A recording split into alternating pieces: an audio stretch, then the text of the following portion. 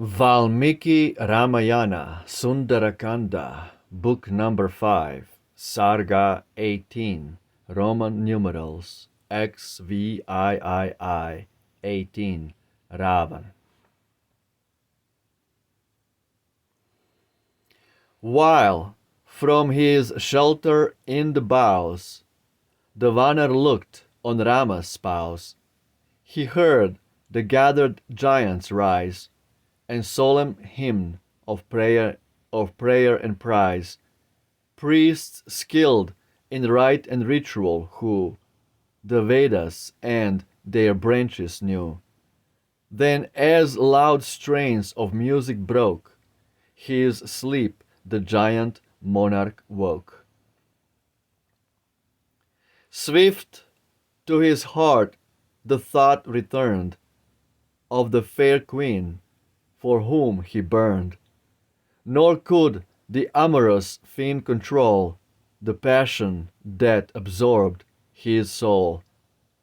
In all his brightest garb arrayed, he hastened to that lovely shade, where glowed each choicest flower and fruit, and the sweet birds were never mute.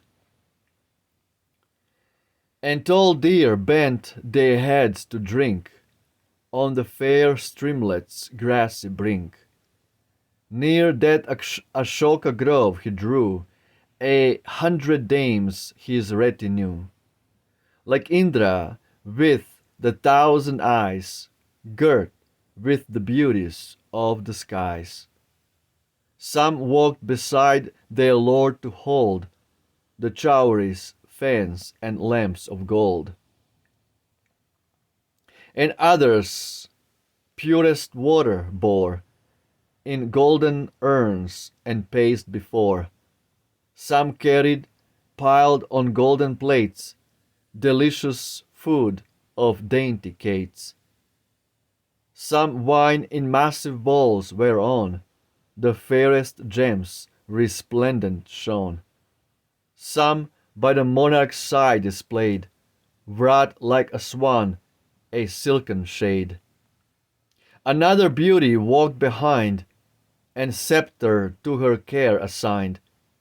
Around the monarch gleamed the crowd, as lightnings flash about a cloud.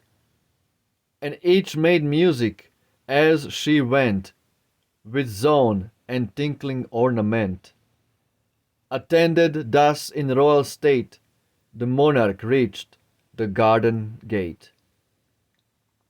While gold and silver torches fed, with scented oil a soft light shed, he, while the flame of fierce desire burned in his eyes like kindled fire, seemed love incarnate in his pride, his bow and arrows laid aside, his robe from spot and blemish free, like Amrit foamy from the sea, hung down in many a loosened fold, inwrought with flowers and bright with gold.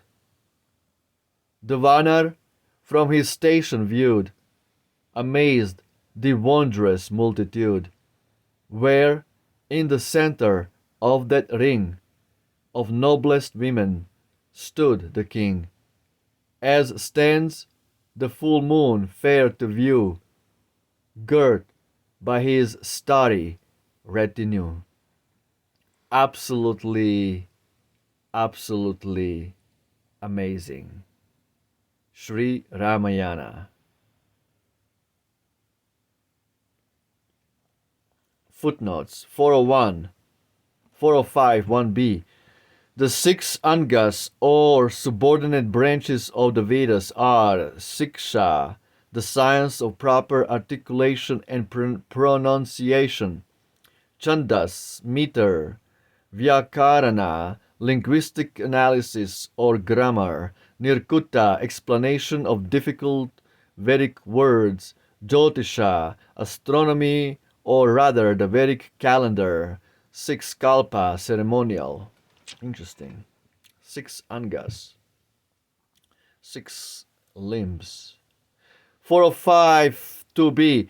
There appears to be some confusion of time here. It was already morning when Hanuman entered the grove, and the torches would be needless. Perhaps was dawn. Huh? Anyway, this is super interesting. And also, like all the priests engaged in waking Ravan up from his sleep, it just shows that they all knew the Vedas in and out. They all knew about the Vedas and the flowery language of the Vedas for fruitive activities. And that's why even demons worship the Vedas and do great austerities and great yogic practices to achieve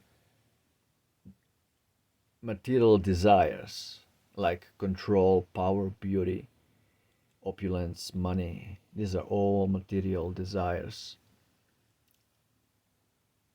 And the demons, the Rakshasa, also know that. Interesting.